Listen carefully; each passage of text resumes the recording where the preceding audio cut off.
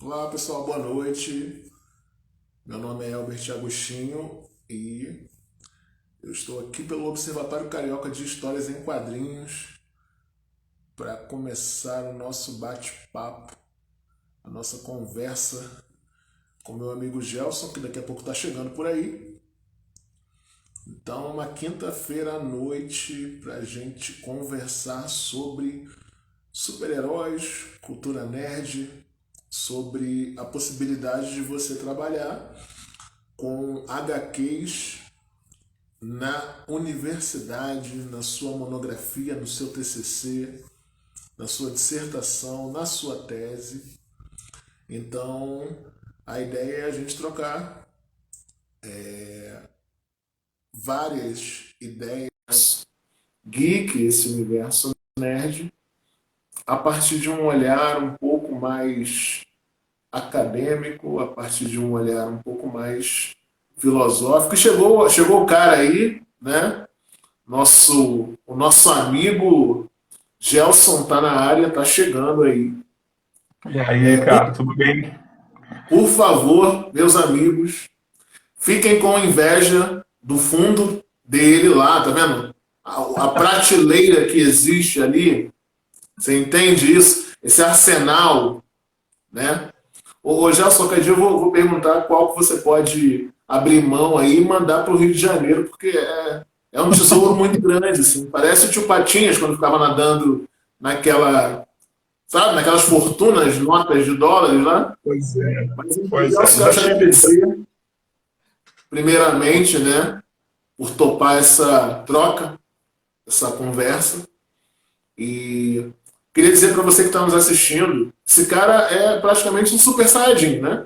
Dentro dos estudos aí sobre HQs, estou misturando mangá e anime, sim.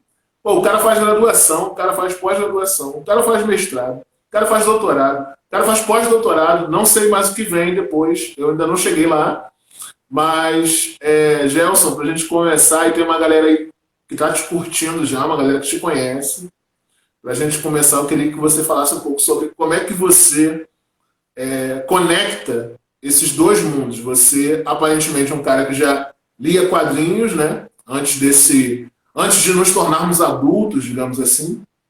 E aí como é que acontece essa conexão entre quadrinhos, espaço acadêmico, filosofia? Então eu queria que você falasse um pouco para a gente aí.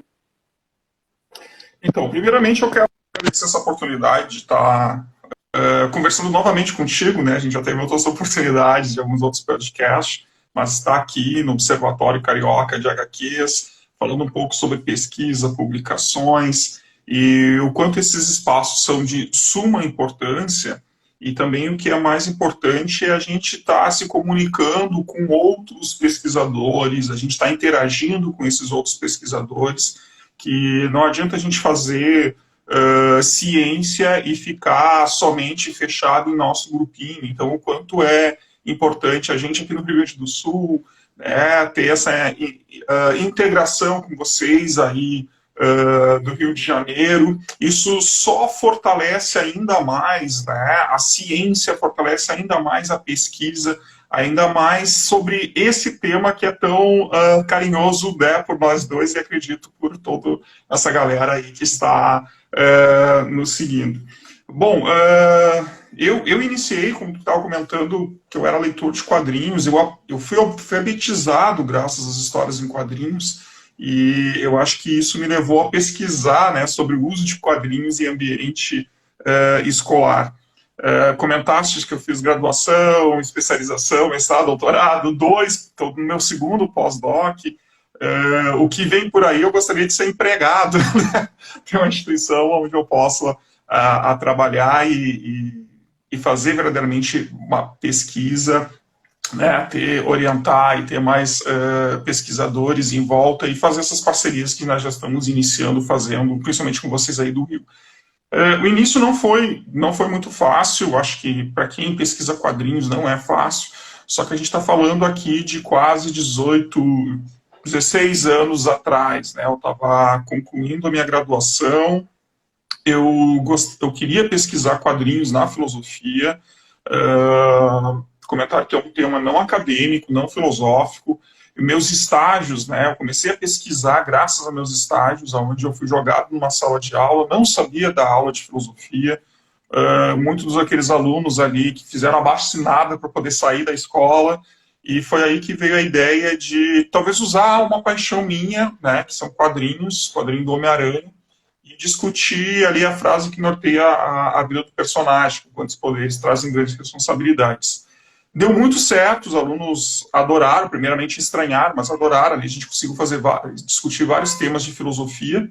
E aí eu comecei a escrever alguns textos para minhas próprias aulas, que depois acabaram indo para se tornar textos de jornais, algumas revistas, depois se tornando revista científica. E aí veio a necessidade de pesquisar mais. Como eu não podia fazer minha graduação, né, meu TCC sobre isso, porque de tema, e veio essa ideia de continuar pesquisando, e veio a necessidade de fazer um mestrado. Então eu passei por...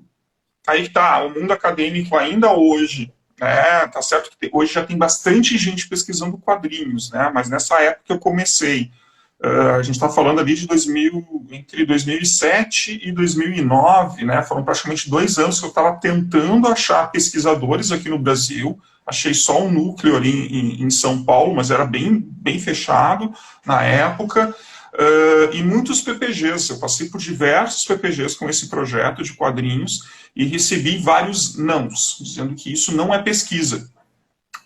Eu tive a oportunidade de achar uma universidade onde hoje eu estou residindo, na cidade de Canoas, que havia um professor do meu estágio de filosofia lecionando nesse programa de pós-graduação em educação. Deixa eu dizer, não, João, vem cá, tu já fez um belo trabalho no teu estágio, vamos fazer alguma coisa aqui. Então eu comecei a focar a minha ideia, né, de trabalhar ética e moral, inserido nas histórias em quadrinhos de super-heróis, especialmente a ética clássica, né, a ética de Aristóteles, que é um filósofo que eu gosto muito. E aí começou a pesquisa, várias publicações, logo depois, com o resultado disso, saiu meu primeiro livro, da minha dissertação gerou o meu segundo livro, e aí veio a necessidade de fazer um doutorado, que eu gostaria de usar muito, né, o super-herói como um modelo, e então eu fui buscar mais no campo da psicologia, né, graças à minha orientadora, trabalhar um pouco de intervenções, né, psicoeducacionais.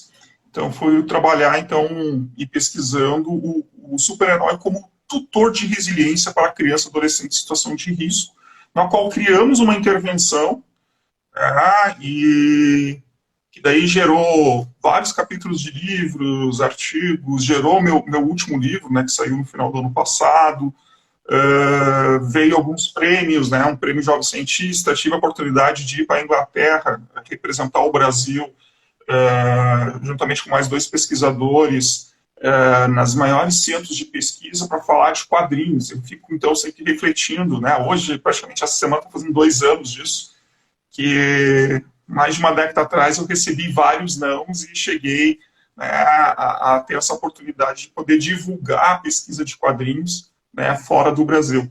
Então, não foi um início muito fácil, nesse momento ainda não é fácil, né, porque ainda algumas instituições ainda, né, torcem meio a cara com relação à pesquisa em quadrinhos. O mundo acadêmico ainda, né, não existe grandes grupos de pesquisa, ou grandes pesquisadores, né, quer dizer, grandes não, um número grande de pesquisadores dentro das instituições de pesquisa, mas já demos um salto muito grande nesses 16 anos, né? Estou vendo vários pesquisadores, vários núcleos de pesquisa, grupos de pesquisa, e isso me alegra muito, né, em ver que tempo atrás era 1, 2 que pesquisavam aqui no Rio Grande do Sul, a gente conhecia 1, 2, 3 no Brasil inteiro, e hoje a gente tem essa oportunidade de estar conversando com outros núcleos, né, observatório, outros grupos de pesquisa. Aqui mesmo no Rio Grande do Sul, né, já mapeamos uns 3, 4 grupos de pesquisa, tem um número muito grande de pessoas querendo pesquisar. Isso me alegra bastante, né? Então, não querendo ser o único a estar pesquisando, mas o quanto é interessante ver outros pesquisadores e a gente poder conversar, trocar figurinhas e até fazer parcerias de pesquisa. Não, acho que você já trouxe uma série de questões importantíssimas para a gente pensar. Teve uma galera comentando aqui também, né? Cultura pop ou de repente cultura nerd. Quando você leva isso para academia, você tem uma certa dificuldade. E aí, assim, é um pouco incoerente, porque eu passei também, ainda passo de vez em quando, por essas situações. De repente, você quer desenvolver um projeto, né? E você tem uma tradição que, em alguns espaços, ela é engessada. E isso é muito incoerente, porque o quadrinho está conosco desde a nossa alfabetização. Ele está no livro didático, inclusive. Né? E você tem toda essa dificuldade, mas se você está, de repente, assistindo, tem interesse, não pare por conta dessa dificuldade. Como o Gelson comentou, a gente vai criando algumas tentativas de familiarizar, né, as pessoas que a gente conhece com o quadrinho.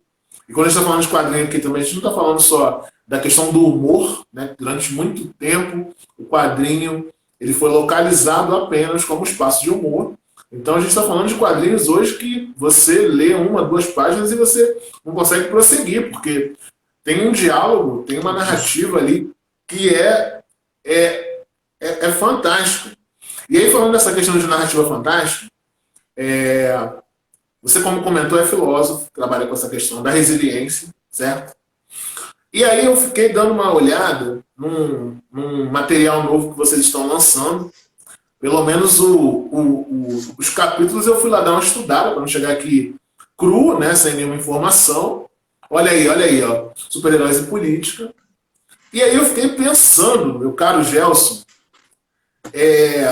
que ideia desenvolver um texto sobre o Watchmen.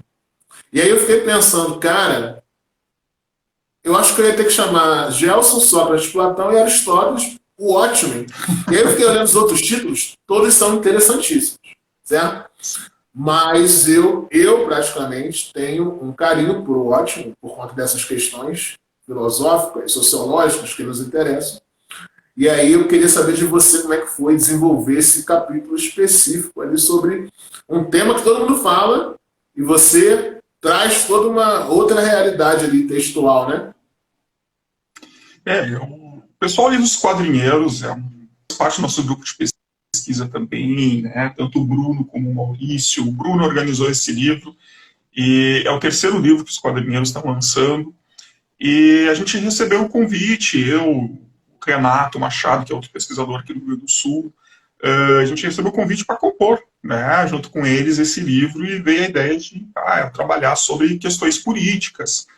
E aí eu me lembrei um pouco lá da minha origem, né, na filosofia, com Aristóteles, que Aristóteles não consegue desvincular ética e política, né, também se tu olhar a Ética Nicômacos, e depois tu lê o próximo livro que ele escreveu, que foi a Política, parece que é uma continuidade. E ele vai falar que a ética ela só serve no meio da polis, da sociedade. Né? Sem a sociedade, não tem como trabalhar essas questões éticas. E o quanto se faz necessário, né, ter seres virtuosos dentro de uma sociedade que vai fazer os outros a se motivarem, né, a seguir esses exemplos. E eu pensando nisso, em Aristóteles, em ética, eu cheguei assim, mas tem tudo a ver com política, né? Essas questões dos valores, o quanto é importante hoje, tanto dentro dessas questões sociais, de tão necessário a gente discutir. Fiquei pensando em qual quadrinho ia trabalhar isso, ia trabalhar com os quadrinhos mais clássicos, né? Com personagens mais clássicos, como Homem-Aranha, Batman. Eu disse, não, peraí, né? Todo mundo fala sobre isso.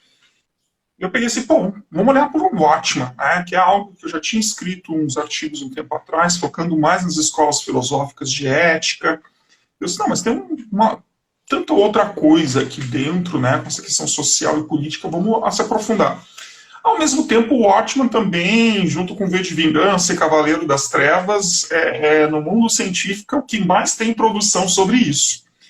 Então, tive esse trabalho de buscar esses textos, dar uma olhada no que estão falando e assim ter como base também aquilo que eu já tinha escrito e tentar compor algo novo.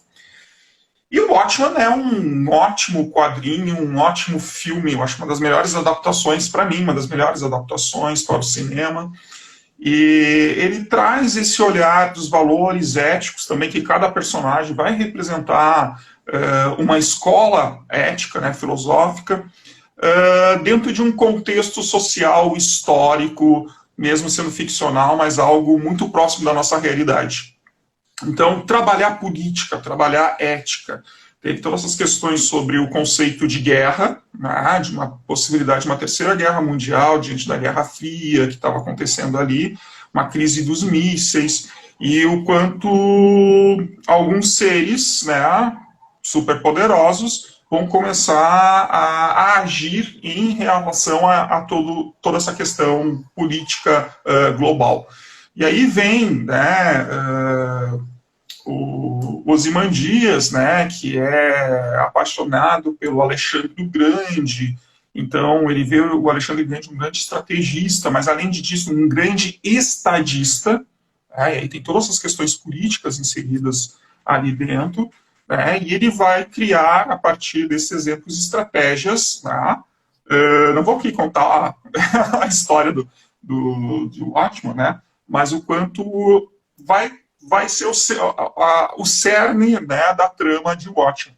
E aí se tem grandes discussões éticas e políticas, né, de cada personagem tem uma visão diferente sobre a ação, né, que a ação central que está sendo discutida é algo que muita gente tem que relatar como algo de Maquiavel, né, os fins justificam os meios, né, então o quanto isso estava sendo jogado em prova. E aí tem toda uma discussão dentro de uma sociedade, o que é verdade, o que é mentira, o que é justo, né, o que é ético e o que é moral. São os temas que estão sendo tratados a partir, né, de determinada cena dentro de Watchmen. E aí tem algo que me chama muita atenção de Rorschach, né, que o Rorschach vai chegar assim, nada pode ser positivo em cima da mentira, né?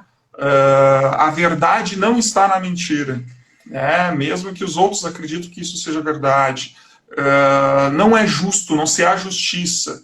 Né? Então, essas questões eu vou ficar trabalhando e abordando, porque a nossa sociedade, né, as formas de organizar a nossa sociedade política, e a gente vê isso pelos escândalos que acontecem, né, pelas tramas por trás das cortinas políticas, né, que tem a ver com questões éticas e sociais, o quanto isso nos atinge de certa forma, né, ou quanto de questões que a gente acredita que nada mais são falácias, né, são mentiras que são vendidas como verdades. Então, o quanto o Watchman tem muito disso, e eu vou discutir através de um olhar da ética o que seria ético a partir, né, dessas ações dentro dessas tramas.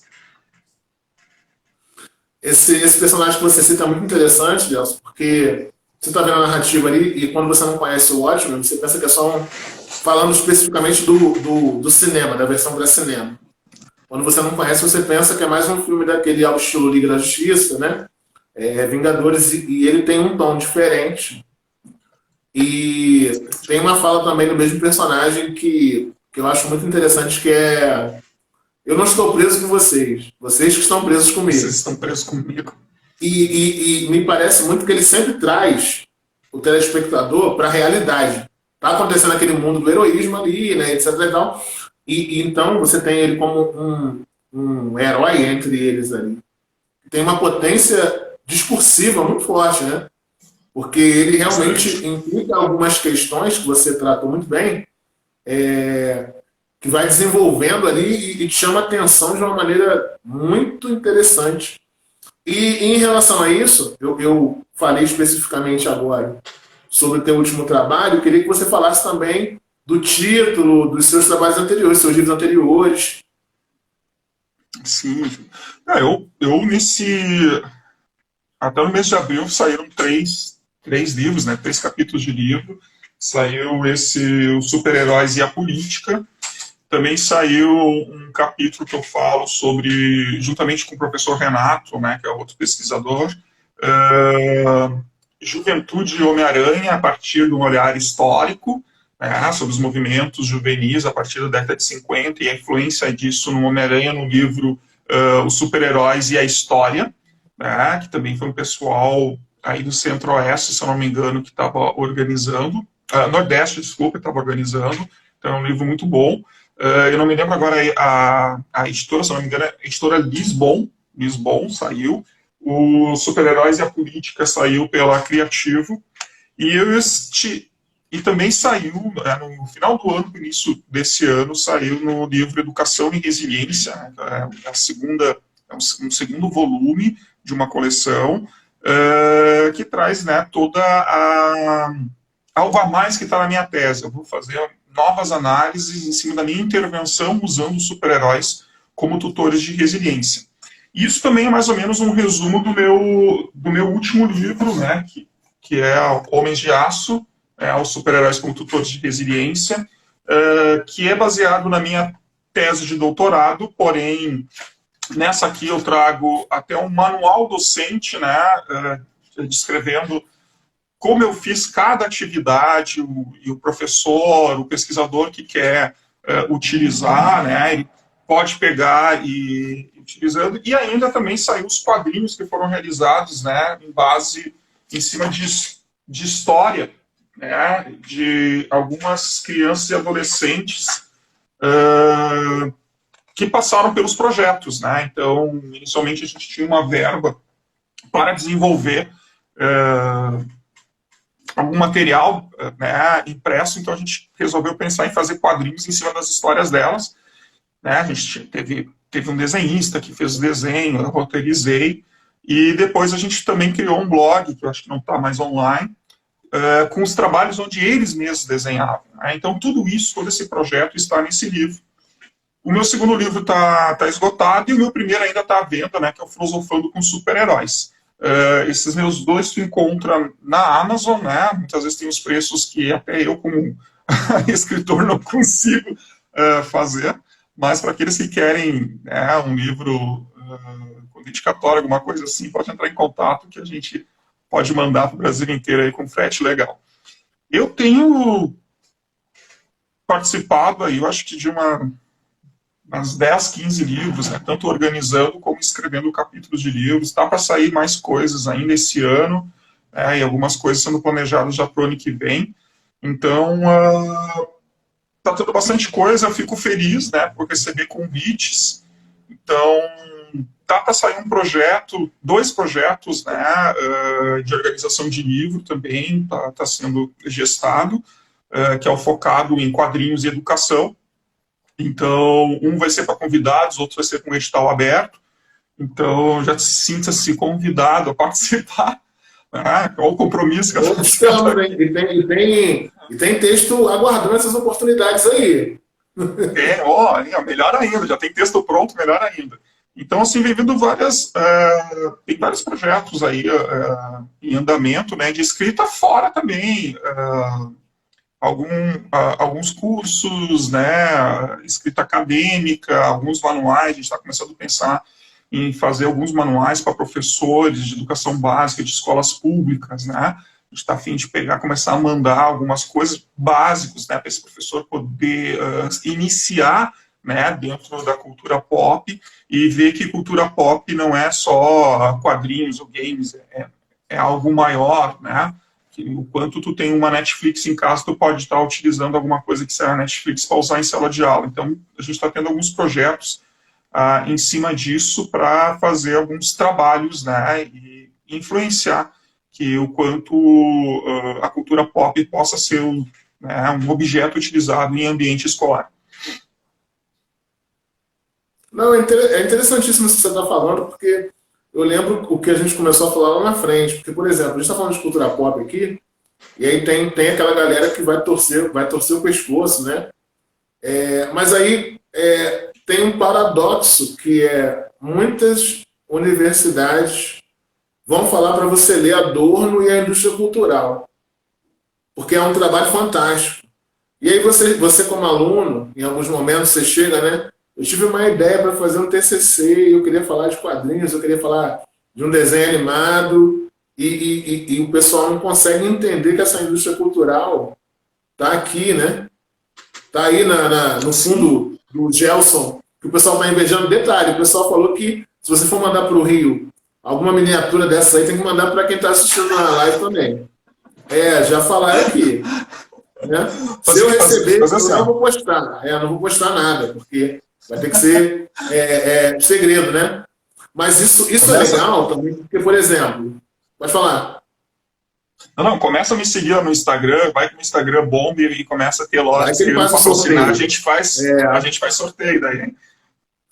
Porque a gente está fazendo um movimento de formiguinha, né? Um movimento agora visto como pequeno, mas assim, é legal porque, por exemplo, eu fui convidado para dar um curso de especialização e era um curso latino-americano. E aí, a falar sobre identidade e representação nesse curso. E aí, eu perguntei como eu poderia desenvolver a ementa e as referências bibliográficas, né? E aí deram liberdade. E aí isso foi muito legal porque eu inseri nas leituras, falando sobre identidade e negritude, uma HQ do Pantera Negra. E aí foi muito curioso o feedback que a gente teve da galera que faz o curso. Porque é exatamente isso. Você tem uma formatação, você aprende sobre os autores, só que às vezes você não tem uma direção no sentido de, e aí, agora que eu entendi mais ou menos os conceitos que eles estão trabalhando, os autores estão trabalhando, o que eu faço, certo? E aí a gente pode discutir mídia e racismo, por exemplo, e entre outras coisas, eles leram quadrinhos. Assim, e teve gente que falou que não lia histórias em quadrinhos há 10 anos, sabe? Assim, isso é legal, porque a gente faz um movimento e a gente acaba conectando esses grupos, igual você falou, e aí a gente acaba desenvolvendo um movimento muito grande. Porque daqui a um tempo, partindo dessas trajetórias heróicas aí nossas, quando um aluno na graduação desenvolver ou quiser desenvolver um trabalho sobre HQs, já vai ser uma outra geração. E aí vai ser possível ter orientadores como a gente, que está desenvolvendo esse tipo de trabalho há anos, né? Com certeza. Se a gente olhar, o quanto a gente também está atrasado, se a gente pegar e falar de Adorno, que fala sobre indústria cultural, isso vem o quê? Uns 100 anos, mais ou menos, né? O quanto o Brasil ainda está atrasado em discutir sobre a indústria cultural. Hoje nós temos o que? A área de comunicação falando bastante sobre isso, mas o quanto já tem mais de 100 anos atrás outros países discutindo isso. O quanto é necessário se discutir sobre essa indústria cultural e seus impactos disso. E o quanto isso também, essa indústria cultural e toda essa discussão, esses temas sobre a questão de representatividade, estão inseridos nisso, e o quanto, tanto o quadrinho, o cinema, muitas vezes são um retrato do que está acontecendo hoje na nossa sociedade. Isso é tão importante, é um objeto que retrata o que está acontecendo aí, ou o que é um grande apelo da sociedade. E aí eu acho bacana também o tema do livro que tu organizou, que vocês lançaram também há pouco tempo, que isso é bem bacana, que é Negritude, Poderes e Heroísmo, e eu acho que isso é algo hoje bastante presente e tão necessário a ser discutido. E até queria ver contigo como foi essa tua ideia, de criar, organizar, ter essa ideia, de publicar esse livro. Cara, isso, assim, eu não vou poder mostrar ainda, porque está no forno ainda, né? A gente está no período de pré-venda, e a pré-venda vai acabar domingo, aí se você se interessar pelo livro, ainda há possibilidade de ter um desconto, certo? Nesse momento de pré-venda. E hoje eu recebi, por exemplo, informação da editora que começou o processo de impressão, né? Então você tem aquela angústia, ansiedade, né? Você já tem aí uns 4, 5 filhos aí, né? Livros. Então a gente está no primeiro, então você tem uma ansiedade, então cada vez que a editora manda uma mensagem a gente fica ansioso, né? Mas acredito que ainda em abril poderemos fazer aí outros movimentos de lives e aí vou poder mostrar esse trabalho, mas assim, é um trabalho, curiosamente, entre esse período tão difícil, né, esse período de pandemia, foi um período onde a gente se articulou muito, O projeto ele tem aproximadamente uns 2 anos, né? Poderia ter saído antes, mas enfim, o universo e suas conexões filosóficas aí que você entende muito bem foram moldando, né? E até foi interessante porque é fruto, como eu comentei, de uma coletividade muito interessante. Realmente a galera se tornou herói e heroínas também, né? Nós temos autoras, também vou falar um pouco delas. E a gente tem a Negritude, Poderes e Heroísmos. Nós temos 8 textos e 10 autores. Tem 2 textos que são em dupla, né? E aí, assim, é muito interessante porque, por exemplo, a gente conseguiu conversar com um professor que hoje é amigo, né? Um amigo próximo, chamado Roberto Borges. Então, o livro ele foi todo feito com pessoas que se conectaram, né?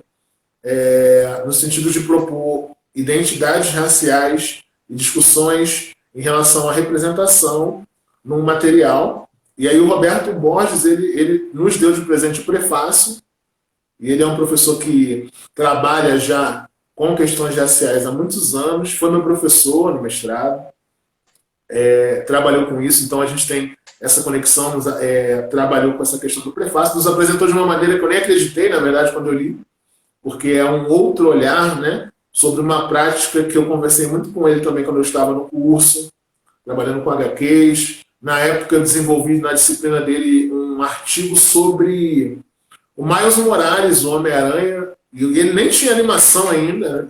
Ele era menos conhecido, foi assim que saiu. E aí a gente tem também o trabalho fantástico da Leonardo Oliveira de revisão, de trabalhar com essa questão, né, de direcionar o texto ali.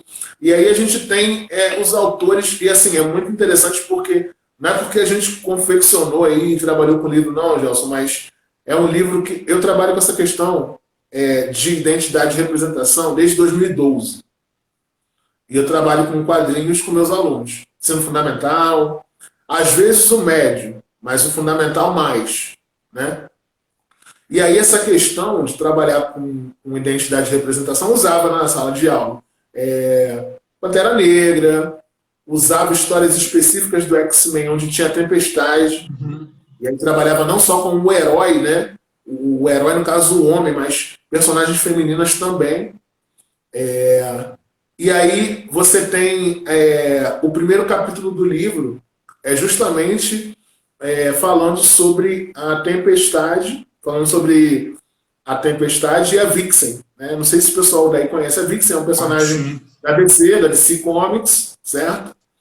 E aí o texto é da Alexandra Stambolitsky e ela vai falar sobre religiosidade dentro dessas personagens.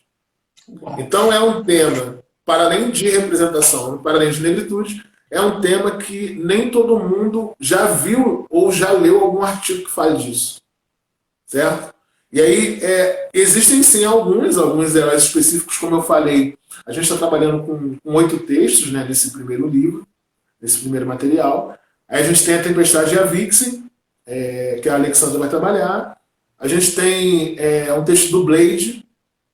Achei também muito curioso, porque já li muita coisa de livros, de referências bibliográficas sobre quadrinhos, e até então não tinha visto o Blade na ótica da análise, digamos assim. Né? E aí você tem o Diego e o Guilherme, dos 2 autores que vão trazer uma abordagem interessantíssima, vão trabalhar com a questão da masculinidade e vão trabalhar também com a questão da melanina como um poder. Porque quem é o Blade? O Blade é o vampiro que anda de dia, né? Aquele que causa inveja na galera vampiresca aí. Você tem o Jorge que estava por aí, não sei se ele está aí ainda. Ele está fazendo uma conexão interessantíssima sobre o Pantera Negra das HQs ao cinema. Então você tem uma narrativa que vai linkando, né, as diferenças, ele trabalhando também com essa questão de representatividade. A gente tem a Michelle que vai discutir personagens negros nos mangás, e para mim também uma abordagem diferentíssima. Ela vai trazer desde o Dragon Ball, lá para quem conhece, para quem curte, o blackface lá do Senhor Popo, até as representações mais recentes. Ela cita, Por exemplo, é Fullmetal Alchemist. Ela vai falar do Scar como, Tem né, poucas como pesquisas alguém sobre isso, que... né? Sim, exatamente. E aí há também no livro um texto sobre o Raio Negro. Raio Negro o pessoal conheceu mais há pouco, né, por conta da série da Netflix. O texto é do Fábio e do Bruno, texto também interessantíssimo. Você tem. Muita gente. Deixa eu ver se eu lembro. Tem o Arthur também, o Arthur Gibson. Ele está discutindo eugenia a partir do Capitão América. Então ele vai discutir aqueles processos ali metamórficos que vão acontecer, né? Aquela questão que o pessoal aprendeu muito quando viu o primeiro filme lá do Capitão América, de um garoto franzino que, a partir de um soro, ele desenvolve-se e se torna um super-herói, né? Então ele vai discutir essa questão. A Fernanda também, Fernanda Pereira, ela está discutindo sobre cultura visual e super-heróis e ela vai fazer uma análise sobre a diferença entre Peter Parker e o Miles Morales. Então ela vai trabalhar essas questões, né? O herói que vem antes e o que vem depois, né? Quais são as questões que se encontram? Quais são as questões que não são parecidas, né? Será que é porque um é branco, o outro é negro, ou será que tem toda uma relação ligada à indústria cultural? E eu vou trabalhar, curiosamente, com um personagem nacional. Deixei a galera toda trabalhar com os heróis, para o livro ficar interessante, na verdade, né? E eu vou pegar o Jeremias do Maurício de Souza, não sei se a galera aí conhece, né? Recentemente, o Jefferson Costa e o Rafael Calça desenvolveram uma graphic novel e essa graphic novel explodiu, ganhou o prêmio Jabuti, que chama Pele. Agora eles fizeram mais uma, do Jeremias, né? E isso que chama Alma. E eu vou fazer uma análise. Sim, as duas são viscerais, né? E eu vou fazer uma análise desde a década de 60, onde, para quem não conhece, né, pasmem, a primeira turma do Maurício de Souza não foi a turma da Mônica, na verdade a Mônica vai surgir depois. Então você tinha uma galerinha ali, uns meninos, ele só trabalhava com os meninos ali, e o Jeremias está entre esses meninos, e depois tem até algumas HQs que foram chamadas de Turma do Bermudão, e aí, para quem é da minha idade mais ou menos, né, talvez lembre disso das HQs da Turma da Mônica. Então eu trabalho com o Jeremias desde 1960 até ele virar um ícone da marca do MC da Laboratório Fantasma. Hoje você consegue comprar uma camisa, né, de Jeremias. Então, assim, quantos movimentos foram acontecendo trabalhando com as diferenciações do personagem. Então, assim, é um trabalho coletivo. E nós estamos orgulhosos e ansiosos para ter em mãos, né, para poder mostrar para o mundo uma pauta que, como você falou, é muito curioso, porque você, como eu, a gente já esteve em universidades que trabalham muito com quadrinhos, certo? E lá, mesmo lá, indo a congressos e escrevendo artigos, eu não vi um trabalho que falasse especificamente de heróis negros.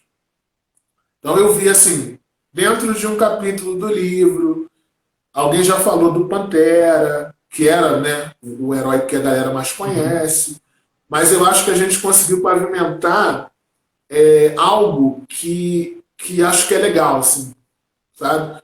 Nós estamos orgulhosos de ter desenvolvido algo desse tipo. Eu já vi livros, até participei de alguns falando sobre a representação feminina na cultura pop, quadrinhos, mas eu até escrevi um sobre os personagens negros nas histórias em quadrinhos, isso foi em 2012, 2013, que até está uma parte no meu primeiro livro, mas assim, um livro único, falando sobre isso, eu não vi, sendo que eu sempre estou mapeando, né? Eu tenho aqui vários livros sobre quadrinho, quase tudo que está saindo, eu estou adquirindo, hoje eu estou mais focando em alguns temas, principalmente relacionados à educação, porque também não tem mais espaço, mas assim, quando eu vi o nome, quando tu me apresentou esse livro, a capa do livro, eu fiquei assim, nossa, eu quero ter esse livro em minhas mãos. Primeiro, que como eu trabalho com resiliência, o quanto é importante falar sobre isso, falar sobre essa questão afro, essa questão de representação, que no meu trabalho aparece muito, né? Os alunos se criem, se veem como nos personagens, ou eles criam personagens, onde são eles, e o quanto é interessante, né, se ter um aprofundamento maior dessa diversidade que está nas histórias em quadrinhos. Né? E o quanto é algo muito novo essa discussão aqui no Brasil falando sobre isso. Ainda mesmo, deu uma explosão pós o filme Pantera Negra, todo mundo começou a falar sobre essa questão de representação afro nas histórias em quadrinhos, mas se esqueceu de muita coisa, né, que verdadeiramente está ali. Né? Essas discussões não estão só a partir de 2018, 2019, quando lançou o livro, o filme. Existem questões desde a década de 60, muito fortes, né? Que, lógico, não foi um grande sucesso de vendas na época, muitas vezes eram até personagens B, mas tem muita discussão bacana. O próprio Capitão América agora, que tem a série Falcão e Soldado Invernal, todo mundo assim, pô, mas já tinha um Capitão América negro, pô, década de 90 saiu lá, o início dos anos 2000 saiu Capitão América True, né, mostrando o Capitão América negro, e todas umas discussões de preconceito histórico está ali, então tem tanta coisa boa, e também tem muita coisa aqui no Brasil, porque eu não vi nada aí no artigo falando sobre Jeremias, né, posso até ter, mas eu não conheço, e o quanto também a gente tem que trazer essa questão, né, de discussão do que é produzido aqui no Brasil. E tu está trazendo um personagem que ganhou, posso estar falando alguma coisa equivocada, mas que ganhou uma certa luz a partir dessa graphic novel, né, Jeremias Ferri, que ganhou muitos prêmios, e as graphic novels que eu li do Maurício de Souza, para mim é uma das melhores. Eu vou ser bem sincero, eu aqui branco, né, homem branco falando, eu me emocionei muito vendo aquilo ali e consegui ter uma empatia muito grande com o personagem, né? Agora imagina o quanto isso possa ser algo de empoderamento para alguém que sofre verdadeiramente com aquilo. Então, o quanto esses objetos da cultura pop, né, são impactantes na vida, né, de seus leitores. E eu queria fazer uma pergunta vendo, né? E a partir, assim, claro, tu leu todos esses textos do livro, como esse pessoal está vendo essa questão dessa representação hoje, né, dentro das histórias em quadrinhos, não só uma questão da negritude, mas também das mulheres e outras representações, que se faz tão necessário a gente fazer esses tipos de discussões, e o quanto a cultura pop possa vir auxiliar ou talvez até prejudicar. Isso que você falou em relação o próprio movimento das graphic novels da Maurício de Souza já é algo interessantíssimo, né? Se de repente você parou de ler quadrinhos há muito tempo, adquira alguma, porque é diferente você ter uma outra pessoa trabalhando com aquele personagem. E aí, assim, a gente está tendo um feedback muito legal, Gelson, porque, como você comentou, parece que a partir do livro ninguém estava discutindo isso, o que não é verdade, sabe? Eu acho que esse material vai servir muito para iniciar um movimento, talvez. Sim. Porque tem uma galera que discute isso, mas está todo mundo separado. Então, assim, é muito legal, né? Isso me dá muito orgulho, ter juntado uma galera. De vez em quando eu fico pensando, cara, esse movimento é muito interessante, porque foi possível conectar um pessoal que eu não sei se eles se conheceriam por esses eventos aí. Porque nem sempre quando você está num congresso, você consegue conversar com alguém que, de repente, vai fazer um trabalho com você. Você sabe como é que funciona isso, né? Então, às vezes, você conversa com uma pessoa ali, perde o contato, e teve pessoas que trabalharam nesse material que desenvolveram capítulos para o livro, que elas não pesquisavam quadrinhos. Então, esse olhar também é extremamente importante. Porque uma coisa é você ser nerd e aí você faz o texto. Né? Por exemplo, você é de filosofia, eu sou de história. Então, a gente tá nesse universo, certo? E aí você tem outros professores, outros pesquisadores, que não vão lidar com quadrinhos inicialmente, mas para esse projeto desenvolvem um texto com quadrinho, então isso é muito legal. Porque você tem, como eu comentei, são 10 autores, você tem uma projeção bem legal, certo? Porque nem todo mundo mora no mesmo lugar, nem todo mundo mora no mesmo estado, então o livro vai se disseminando, e é exatamente isso que a gente deseja. Né? Na verdade, a gente quer que as pesquisas em quadrinhos, elas tomem um universo, porque é um tema, um objeto de pesquisa, como qualquer outro. Certo? Sim. E a gente traz todos os autores que são extremamente importantes para a gente poder discutir. O livro vai trazer Stuart Hall, Francis Fanon, você tem aí, nacionalmente, Helena Teodoro. Helena Teodoro discute com essas questões ligadas à religiosidade, talvez antes de eu nascer. Sabe? Então, assim, é um projeto que é de coração, sim. Acho que cada trabalho que você faz, por exemplo, cada livro que você desenvolve, né? Cada artigo é de coração, mas a gente está muito otimista mesmo por promover essa questão da representatividade, por fazer a pessoa refletir que o que mais a gente escuta, Gelson, não existe personagens negros. Então isso se tornou um mantra, certo? Mas, e se você pesquisar? Então o livro trata disso também. Né? Tem sim, né? Se você der uma olhada. E é legal perceber também que a gente estava falando de cultura pop, o quanto a cultura pop vem mudando por conta desses movimentos. E alguns desses livros, algumas dessas discussões já acontecem nos Estados Unidos há mais tempo. Né? A gente sabe disso. Então, por exemplo, você tem agora a Marvel, recentemente, está com 2 heroínas negras, jovens. Né? Uma é a Riri Williams, que o pessoal chama de Coração de Ferro.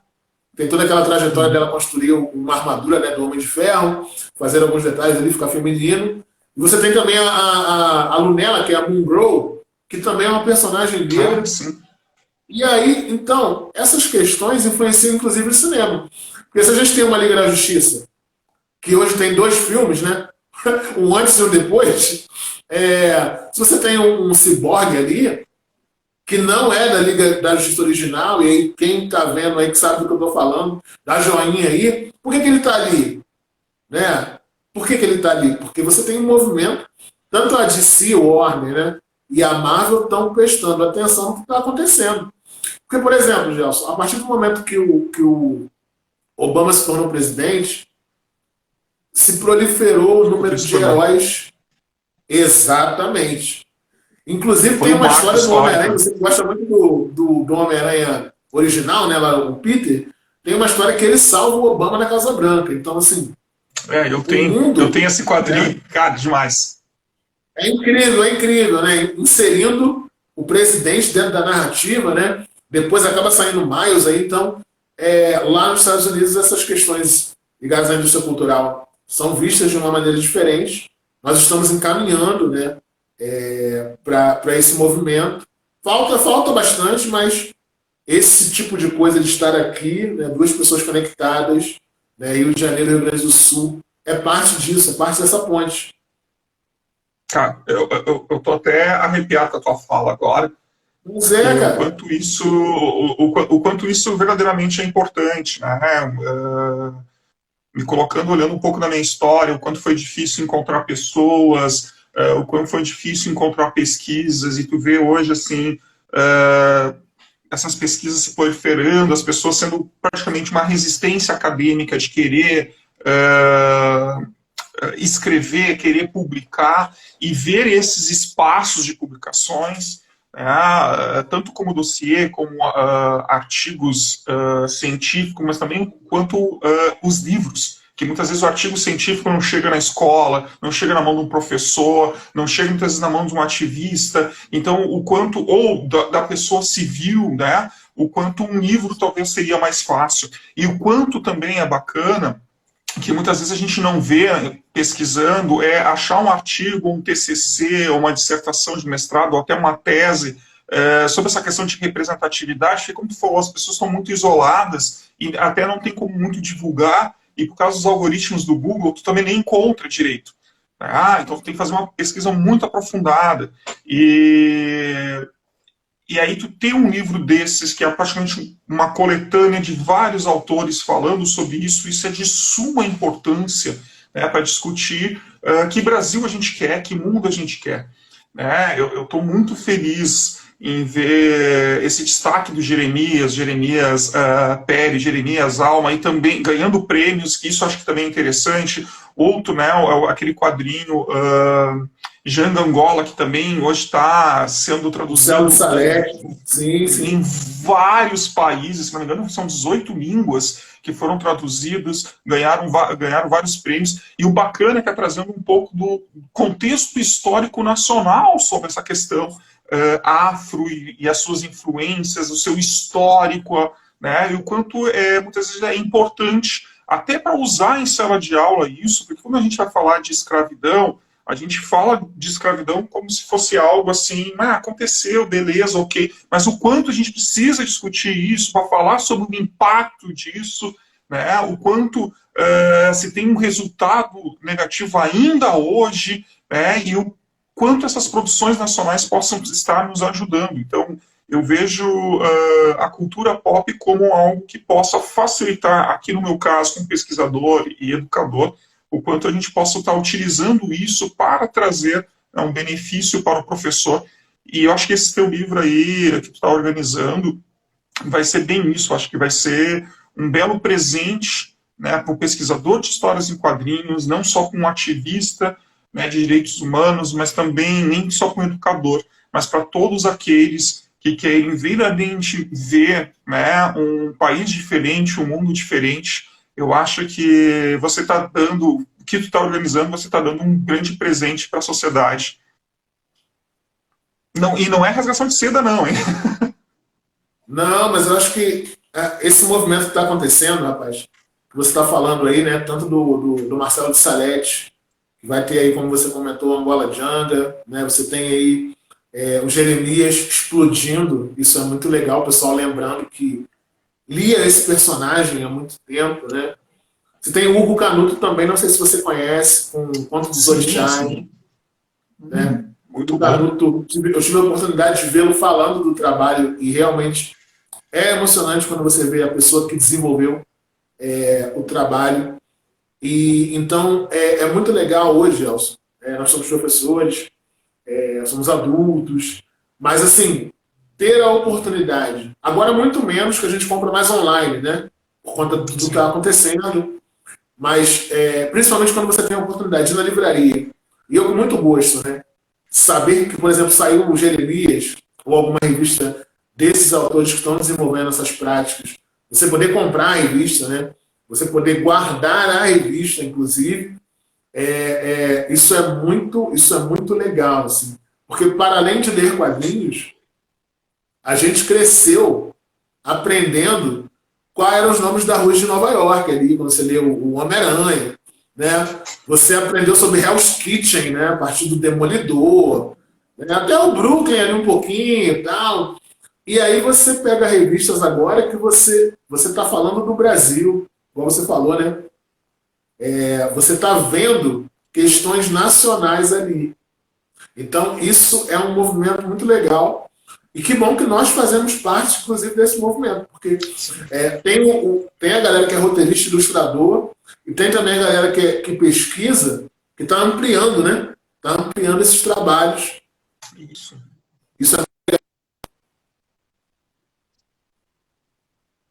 é isso. Eu acho.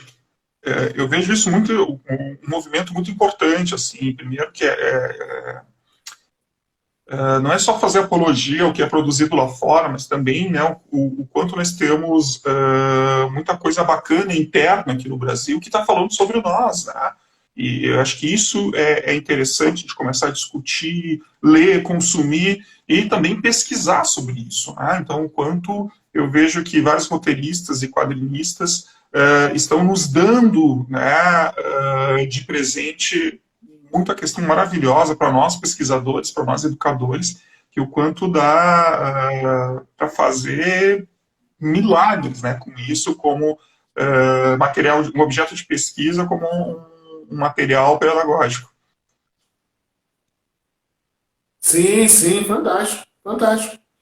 E estamos aqui caminhando para o finalzinho aí desse bate-papo, aí dessa conexão. Gelson, o desafio para você é citar alguns livros para essa galera que está nos assistindo aí, galera que vai assistir depois, algumas referências que não sejam as suas, você já tem umas 40 referências aí pelo mundo, mas algumas que não sejam as suas, ou algum pesquisador que de repente você leu e te ajudou a pensar, né, essas questões que você trabalha. Eu tenho, assim, um dos primeiros livros que eu peguei em mãos e eu gostei, é um dos primeiros livros sobre quadrinhos produzido aqui no Brasil, mais ou menos na década de 70, que é Shazam. Eu acho que tem muita coisa ali que são bem atuais ainda para fazer discussão. É um clássico, acho que o pesquisador brasileiro... Não, desculpa te interromper, eu nem sei se é possível encontrar em outras lojas. Acho que só em sebo que você encontra. Pois é, eu acho que eu não sei te dizer. Eu consegui comprar ainda em livraria, né? No primeiro Jornadas lá de São Paulo, do ECA, eu consegui comprar na livraria que estava lá. Eu acho que é um clássico, eu tenho que procurar. Eu acho que tem alguma coisa em PDF também já, então tem assuntos ali muito bacanas. Tem um livro que saiu pela Universidade Federal de Alagoas, que é sobre representatividade feminina na cultura pop. São 2 livros, né? Um sobre quadrinhos e outro sobre cultura pop. Sobre quadrinhos eu tenho um capítulo ali, mas o de cultura pop é muito interessante, né? Principalmente vai falar sobre, de uma forma geral, essa questão de representatividade. Depois a segunda parte vai falar sobre essa representatividade da mulher, que eu acho que é discussões necessárias nesse momento. Tem Eisner, né, cara? Eu acho que começar a pensar, a pesquisar quadrinhos, eu acho que tem que ver a Eisner, que eu acho que foi um dos primeiros caras a trazer o quadrinhos para o mundo acadêmico, e muitos dizem, ele está desatualizado e tal, ok, mas eu acho que como pesquisador, acho que é necessário ver lá sobre quadrinhos e arte sequencial, é um livro fantástico. Ver MacLeod também, né, tem muita coisa ali bacana para a gente entender o que é arte sequencial, e a partir disso eu vejo que no momento que tu fala que a arte sequencial, né, é algo muito maior, é científico, é nona arte, muitas vezes tu desconstrói a crítica, né, quando se fala sobre cultura pop, principalmente quadrinhos, cinema e série. Cara, são tantos livros. Uma coisa que você falou que eu também lembrei muito é quando você cita Eisner, Will Eisner, né? Narrativas gráficas também, excelente. Isso. Um livro excelente. E é ótimo, acho que. Se vocês não conhecem muito, ler os trabalhos do Eisner, que não são de pesquisa. Um Contrato com Deus, por exemplo, é um trabalho fantástico. É maravilhoso. Há muita discordância sobre isso, Gelson também deve saber, mas assim, eu acho que realmente o Eisner pode ser considerado aquele que introduz o que a gente pode entender como graphic novel. Porque sim, a maneira que ele trabalha a novela em quadrinhos ali é tanto Um Contrato com Deus, Pequenos Milagres também, Nova York. Isso são pérolas. Dilemas reais, exatamente. Dilemas reais que ele coloca ali dentro das narrativas que ele trabalha. O fã de quadrinhos, eu acho que ele tem que pegar Eisner, esse material que ele criou, né, como desenhista, roteirista, tem que ler isso. Eu acho que tem que ler isso. Porque tu vai ter uma ideia maior do que é uma graphic novel. Tem muitas coisas que tu vê aí que dizem que é graphic novel, tu olha assim, será? Depois que tu lê a Eisner, não, mas material aí muito novela, bacana. Com o Eisner, eu acho que tem uma outra pegada, né? Porque você Sim, tem sim, questões reais, né? Você tem, sim. e aí também tem uns outros que são interessantes para você pensar, que vão nessa tua pegada. Eu gosto também de Nossos Deuses São Super-Heróis. Tu conhece esse?